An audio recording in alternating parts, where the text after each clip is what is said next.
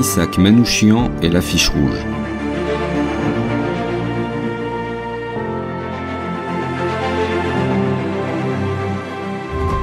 Bonjour à tous. Le 21 février 1944, Missak Manouchian est dans sa prison et il attend son exécution. Il écrit ces quelques mots. « Je suis sûr que le peuple français et tous les combattants de la liberté sauront honorer notre mémoire dignement. » 80 ans plus tard, exactement, le 21 février 2024, il entre au Panthéon en compagnie de son épouse Mélinée. Missak Manouchian n'avait pas la nationalité française, et pourtant, il est mort pour la France, son pays d'accueil. Son histoire est celle d'un combat pour la liberté, marqué par le courage, la détermination et un dévouement inébranlable à la cause de la résistance contre l'oppression. C'est l'une des pages les plus émouvantes de l'histoire de la résistance française, l'histoire d'un poète arménien et de ses compagnons, un combat immortalisé par l'affiche rouge. Pourquoi le combat de Missak Manouchian et de son groupe de résistants lui vaut d'être honoré aujourd'hui?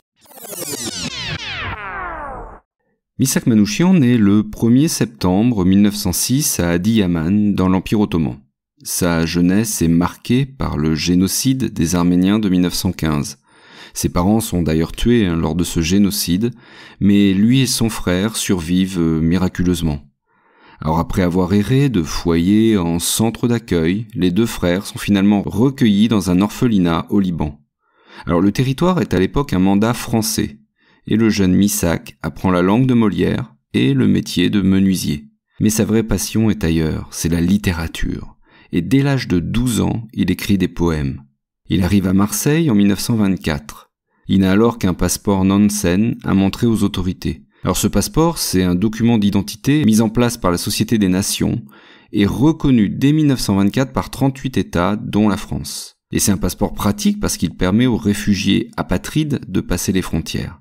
À Marseille, Manouchian exerce son métier de menuisier avant d'être embauché comme tourneur aux usines Citroën à Paris. Mais arrive la crise de 29 et surtout son licenciement.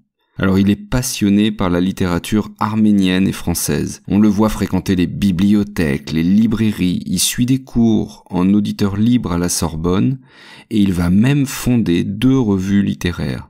C'est aussi un passionné de mythologie grecque et en fait il s'intéresse à toutes les cultures. Il fréquente les concerts, les bouquinistes, le Louvre et même la cinémathèque. En 1933, il fait une première demande de naturalisation, mais elle reste sans suite, probablement parce qu'il est au chômage. Pour vivre, il fait pourtant toutes sortes de petits boulots. On le retrouve ficeleur de paquets, laveur de voitures, même monteur téléphonique.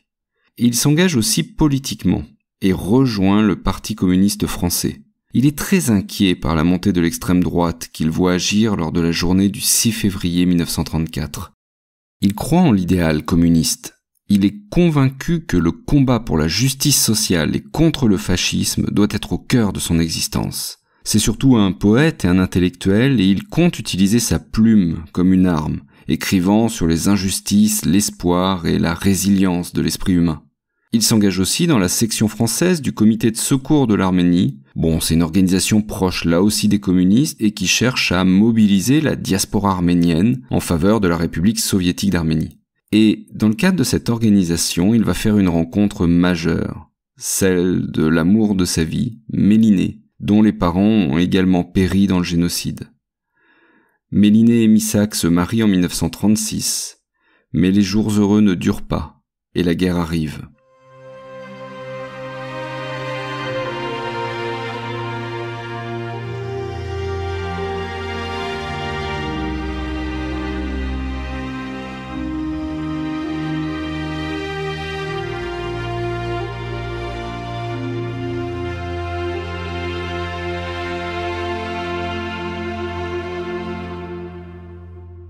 En 1939, lorsque la Seconde Guerre mondiale éclate, Manouchian est arrêté et emprisonné par les autorités françaises. À leurs yeux, c'est un indésirable. On lui reproche 2 choses. Premièrement, d'être apatride et ensuite d'être communiste. Oui, rappelons que l'URSS a signé un pacte de non-agression avec Hitler, le Parti communiste est donc suspect, et il va même d'ailleurs être dissous quelques semaines après ce pacte. Et face à l'accusation de communisme, Manouchian cesse toute activité militante et bien qu'apatride, il s'engage volontairement dans l'armée française. Alors c'est probablement pour s'attirer les bonnes grâces des autorités, puisqu'il refait en 1940 une nouvelle demande de naturalisation. Mais en vain, elle est encore refusée. Arrêté à la fin du mois de juin 1941, cette fois-ci par les Allemands font des rafles dans les milieux communistes. On est dans le contexte de l'opération Barbarossa et de l'attaque allemande contre l'URSS. Manouchian est vite relâché, faute de charges à retenir contre lui. Il intègre ensuite la main-d'œuvre immigrée, MOI, structure créée par le Parti communiste après 1918, devant l'afflux d'immigrés arrivés pour la reconstruction du pays. Et Manouchian devient le responsable de la section arménienne. Alors depuis l'opération Barbarossa, en juin 41, le Parti communiste et toutes les structures liées à ce parti ont basculé dans la résistance face aux Allemands. Et c'est comme ça qu'en février 1943, Missak Manouchian, le poète, passe à la lutte armée. Il rejoint un groupe actif, les francs-tireurs et partisans main-d'œuvre immigrés, ou FTP-MOI. Il n'hésite pas à attaquer à la grenade les soldats allemands. Et son courage et sa détermination lui valent de gagner des galons de résistants, puisqu'il est nommé commissaire militaire de la région parisienne en août 1943. Il a sous ses ordres jusqu'à une 50aine de militants, ce qu'on va appeler les groupes de Manouchian. Alors ils sont de nombreuses origines, il y a des Polonais, des Hongrois comme Joseph Boksov ou Thomas Elek, qui a 18 ans seulement, Celestino Alfonso, un républicain espagnol, il y a des Italiens antifascistes comme Spartaco Fontano ou Rino Della Negra, qui était d'ailleurs un footballeur prometteur avant-guerre. On a des Bulgares ou encore une Roumaine, Olga Bancic, la seule femme du groupe. Leur point commun, l'engagement communiste, et pour beaucoup d'entre eux, d'être juifs. Et tous ces partisans multiplient les attaques, avec audace bien souvent. On peut compter plusieurs dizaines d'opérations armées, d'août à la mi-novembre 1943. Leur coup d'éclat est l'attentat réussi contre le général allemand Julius Ritter, qui était responsable en France du STO, le service du travail obligatoire. Himmler lui-même, le chef des SS, est furieux quand il apprend la nouvelle. 50 otages sont fusillés en représailles. Surtout, aux yeux des Allemands, toutes ces attaques sont insupportables, et il faut les faire cesser au plus tôt. La police parisienne traque depuis des mois ce groupe de résistants, et les filatures ne cessent jamais. Finalement, plusieurs chefs FTP sont repérés, et pour certains arrêtés. Et les documents qu'on trouve dans leurs planques permettent des recoupements, et surtout de resserrer le filet. Le 16 novembre 1943, les policiers attendent Manouchian, qui a son rendez-vous hebdomadaire avec Joseph Epstein, le chef des FTP de la région parisienne. Manouchian et Epstein sont arrêtés à cette occasion. Et rapidement, tous les membres du groupe qui ont été filés sont arrêtés, 68 en quelques jours. Mélinée, la femme de Missak Manouchian, elle aussi résistante, échappe de justesse aux arrestations. Elle réussit à se cacher chez des amis, les Aznavourian, les parents de Charles Aznavour, qui sont eux aussi résistants.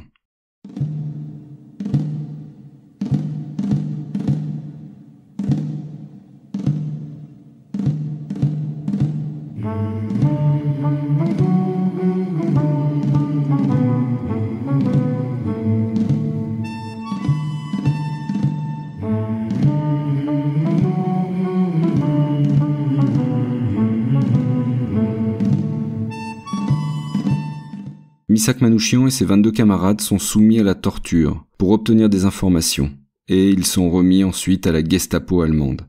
Les membres du réseau sont finalement jugés devant un tribunal militaire allemand en février 1944. C'est un procès très médiatisé, il y a de nombreux journalistes qui sont là pour couvrir l'événement. Les forces d'occupation, en fait, cherchent à monter l'opinion publique contre la résistance. Et les membres du groupe Manouchian sont utilisés ainsi dans une campagne de propagande nazie d'envergure, connue sous le nom d'affiche rouge.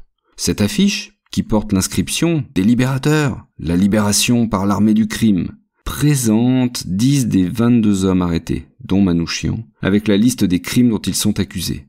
Il y a une couleur rouge dominante qui évoque à la fois leur appartenance politique et le sang qu'ils ont versé dans la lutte contre l'occupant nazi. Et cette affiche cherche surtout à présenter ces résistants comme des criminels plutôt que des héros.